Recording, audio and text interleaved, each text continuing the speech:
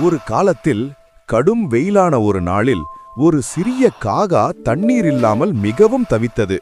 அதன் தொண்டை உலர்ந்தது, பறக்கக்கூட சக்தி இல்லாமல் சோர்வாக இருந்தது.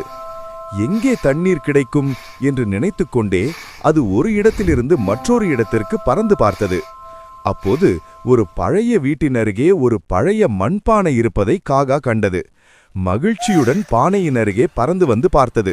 அதில் தண்ணீர் இருந்தது, ஆனால் அது மிகவும் கீழே இருந்தது.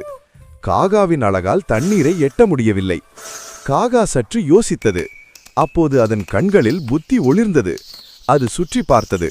அருகில் இருந்த சிறிய சிறிய கற்களை கண்டது. காகா ஒரு கல்லை எடுத்து பானைக்குள் போட்டது. டப்! மீண்டும் ஒரு கல், மீண்டும் இன்னொரு கல்.